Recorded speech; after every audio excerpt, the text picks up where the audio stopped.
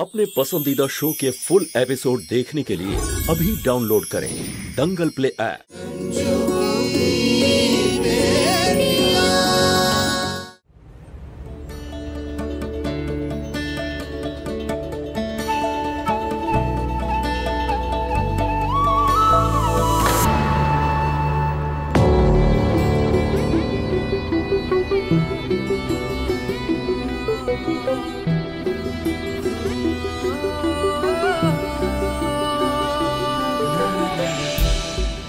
দেখে চলতে পারেন না, সব জিনিস পড়ে গেল। দেখে তো আপনিও যেতে পারতেন।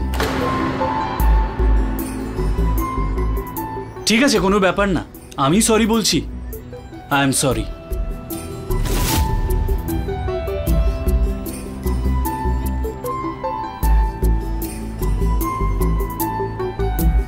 এই যে মা, তোমার জামাটা একটু হাঁটু পর্যন্ত তোলো তো। লাকি ভিকি এরা সব একে অপরের বন্ধু, ওই নিশ্চয়ই এসব বলেছে। আচ্ছা, তাহলে আমাকে ফলো করতে করতে এখানেও চলে এসেছেন।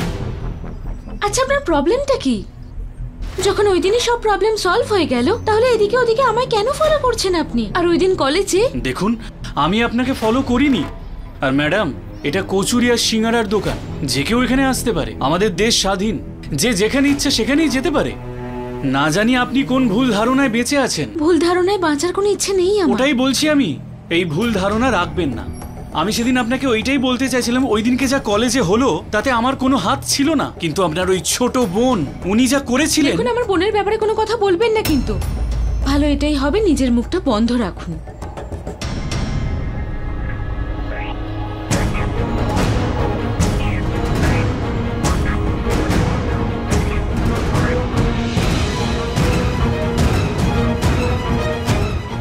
বিশেষ দাদা, আপনার কচুরি আর জিলিপি প্যাকেট হয়ে গেছে। না জানি এই মেয়েটা কোন খেয়ালে থাকে।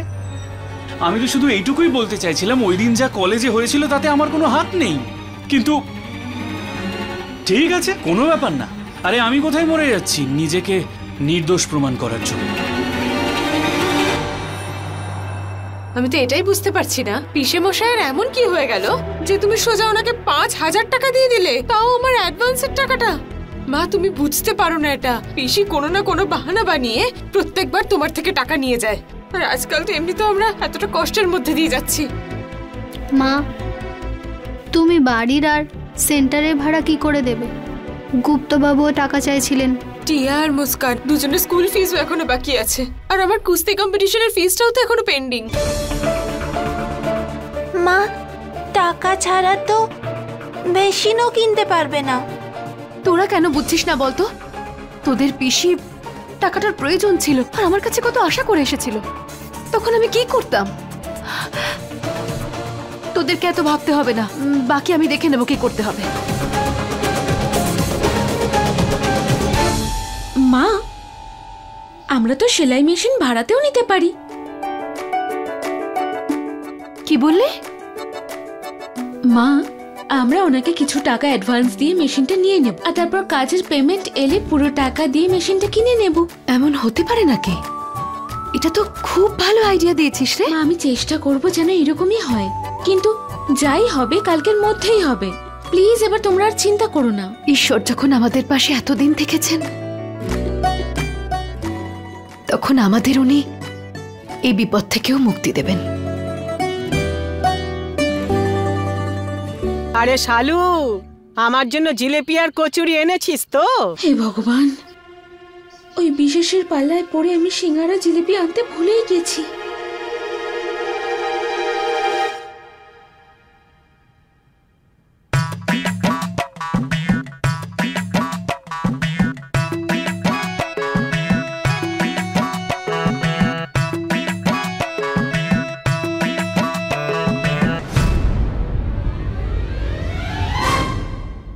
আরে বর্মা বাবু,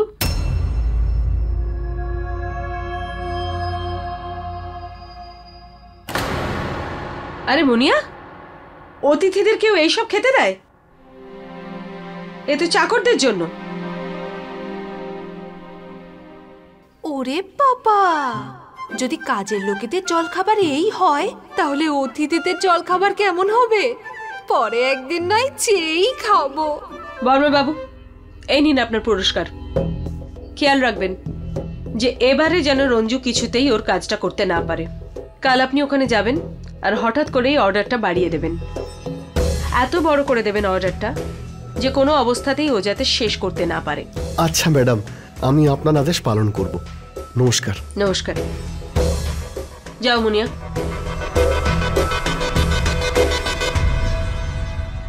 কি হলো ম্যাডাম, আমি কি পারিশ্রমিক পাবো না? আরে যমুনা রানী, তুমি ওই মহিলার থেকে যা কিছু উসুল করেছো সেই সব তোমার। কি বলছেন কি ম্যাডাম, ওই রঞ্জুর ব্যাগ থেকে টাকা বের করা তো আমার হাতের কাজ, কিন্তু আমার তো পারিশ্রমিক পাওয়া উচিত। শোনো যমুনা, আমি তোমাকে যতটা চালাক ভাবতাম না, তুমি তার চেয়ে অনেক বেশি চালাক। তুমি ওই রঞ্জু বলে মহিলার থেকে যা কিছু নিয়েছো তার চেয়ে অনেক বেশি আমি তোমাকে দেব, পেয়ে যাবে। ওরে বাবা, এবার আমি আপনাকে চিনতে পেরেছি। আপনার মন এবং বুদ্ধি সবই কিং সাইজের। আরে ললিতা, চল, তোর লাঞ্চের সময় হয়ে গেছে। হতেও পারে খাবার দাবারও ইন্টারন্যাশনাল টাইপেরই খায়। যদি উনি আমাকে খাওয়ার জন্য বলেন তাহলে দারুণ হবে, নিজেও খাবো আর বাড়ির জন্যও নিয়ে যাব। আচ্ছা যমুনা, তোমাকে বাড়ি যেতে হবে তো, গিয়ে রান্না বান্না করতে হবে, দেরি হয়ে যাচ্ছে তো। আসলে ম্যাডাম ততটাও দেরি হয়নি, কিন্তু আমি যাই তাহলে।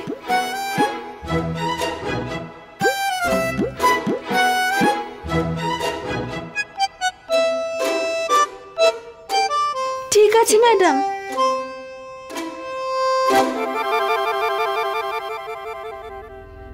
উরি বাবা, so cheap she is. Lalita, আমার মনে হয় না যে তোর খেলাটা না আরো চালাকির সঙ্গে খেলতে হবে। তোর এই প্রদীপ জ্বালাতে গিয়ে না তোর হাতের আঙুল না পুড়ে যায়। আমি বলছিলাম কি, দেখিস জামাই বাবা জীবন যেন জানতে না পারে যে রঞ্জু আর ওর মেয়েদের সর্বনাশের পিছনে তোর হাত। মা, তুমি চিন্তা করো না, আমি এমন জাল বিছিয়েছি না তাতেও খুব বাজেভাবে আটকে যাবে। আর ওর সাথে যা যা হচ্ছে না, ও কখনো বুঝতেও পারবে না যে এর পেছনে আসলে কে আছে। হ্যাঁ, তবে এই গাইয়া যমুনার সাথে আর এ বাড়িতে দেখা করা যাবে না। ও যাতায়াত করলে গুড্ডু আবার সন্দেহ করতে পারে।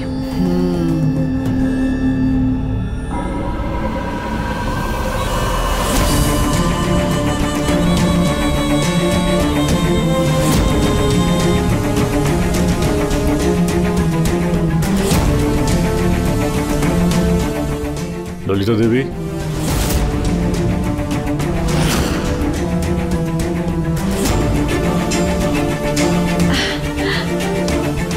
তুমি এসে গেছো?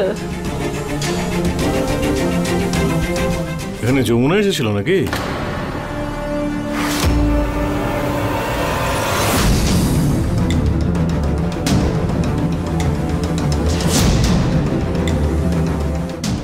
আরে আমি কিছু জানতে চাইছি। যমুনা এসেছিল? যমুনা? কে যমুনা? আরে তোমার বোন যমুনা না তো? তোমার মনে হলো যমুনা এসেছিল বলে? না, আমার মনে হলো কোনো মহিলা যমুনার সঙ্গে এসেছিল।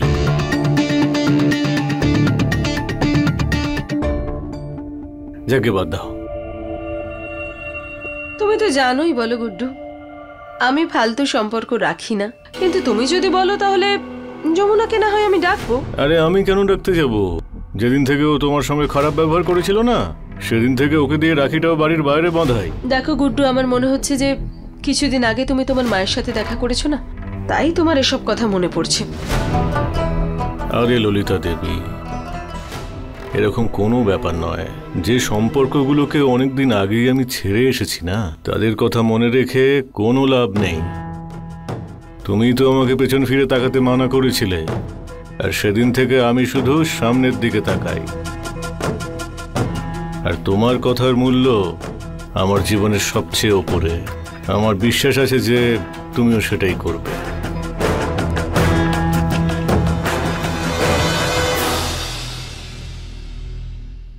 বাবা গো, আজ তো মরতে মরতে বেঁচে গেছি।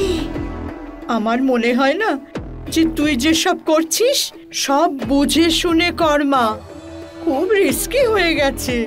এই জামাই বাবা জীবনকে যেমন শান্ত মনে হয় না, ততটা শান্ত নয়, কিন্তু খুব চালাক আছে। যদি এইসবও জানতে পারে না। জানতে পারবে না মা। আমি যে গেমটা খেলছি না সেটা মাঠ বুঝেই খেলছি। আর প্লিজ তুমি এসব উল্টোপাল্টা কথা বলো না।